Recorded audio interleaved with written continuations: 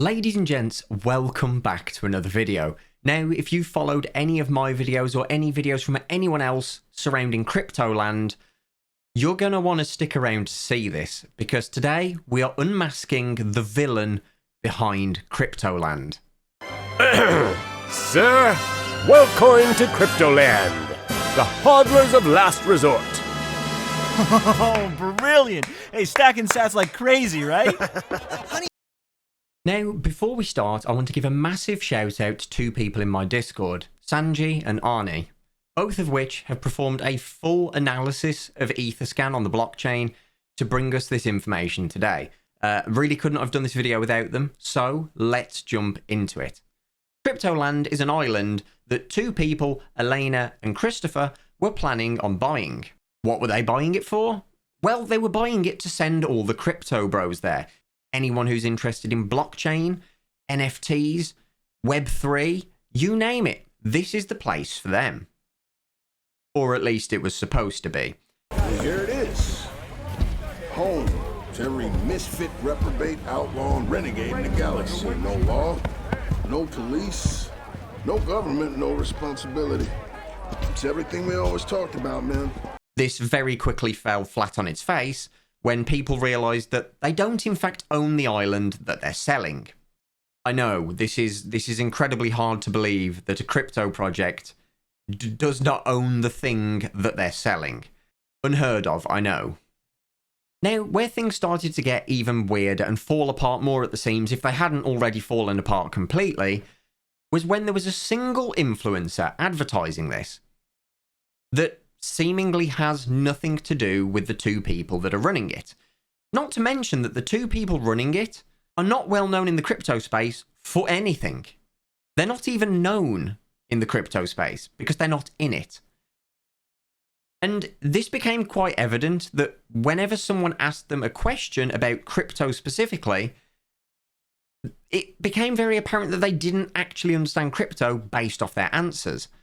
They were answering things about contracts, but they were talking about legally binding contracts when people were actually asking about the crypto contract, you know, the thing that governs the law of Web3. On top of that, they went from having a fully planned out sewage system for the island to then not having a plan for the sewage system, to saying they own the island, but then they don't, but then they have it on reserve, but then they don't. They then go on to post on Twitter that the age of consent on their island is whatever you deem as mentally mature. You can't make this shit up. So already we're off to a very rocky start, between crossed over lies that never meet in the middle, not owning actual rights to the island, and just some really dodgy feelings around the entire project. Now, we always knew that this was never going to come to fruition. It's dumb. It's basically Lord of the Flies meets Hunger Games on a shitty island that has clearly not been bought for many reasons, one of which being the immense amount of typhoons they receive on a yearly basis. That is why it's uninhabited. For the most part, there's like one person living there, which makes this whole thing even weird, but I digress.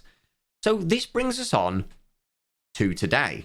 Now, on the 8th of November 2021, a YouTuber called Kyle uploaded a video saying that he was buying the very first plot of land on Cryptoland. Now, there's nothing really suspicious about that.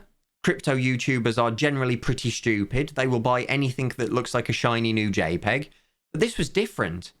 This was buying land and a JPEG. This was a 2-for-1. So Mr. Shahzay could not help himself. Now, with Mr. Shahzay being the first person to buy a plot of land, and the contract only having one purchase shown on it, on the same date that that video was uploaded, we have irrefutable proof as to the ownership of the wallet that purchased that.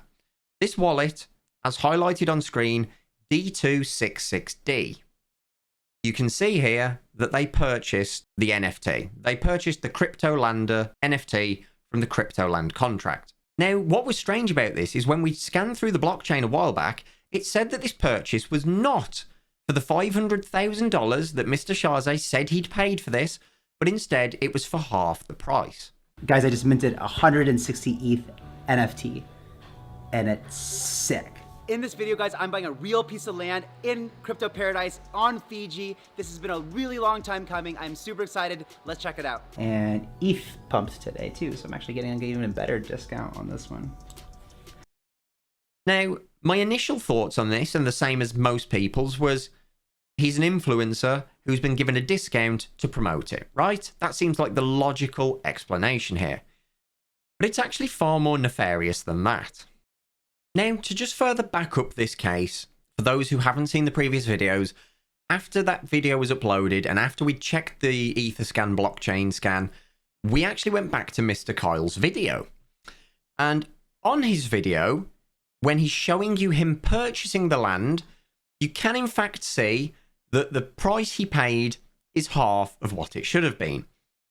Again, irrefutably tying Mr. Shaze to this wallet, D266D.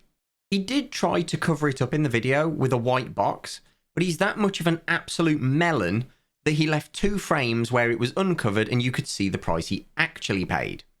Now, on the same date that Mr. Shaze had paid for his Cryptoland pass and his piece of land, the Cryptoland contract mysteriously withdrew all 157 Ether that was paid from their contract into a holdings wallet.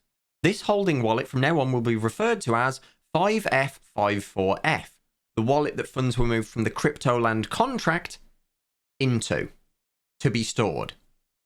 Now, that's not an unusual thing to do. A lot of them do this, but this will be more relevant in a minute. So, following the moving from one wallet into a holding wallet, there are then 3 separate transactions. Bear in mind, this is only 3 hours after the last scan that we just showed. Here is one for 50 Ether, another one here for 50 Ether, and look at this, a third one for 55 Ether. That totals up to 155. That amount's probably sounding quite familiar, because it's very close to the original of 157 Ether. Now, accounting for price change, it's pretty much the same amount of money. Now, with this information, you may be asking yourself, how does this tie in to Kyle and his initial purchase? Well, Kyle being the melon that Kyle is, on the 31st of January 2022, so they waited a little bit. And let's search this again just to show.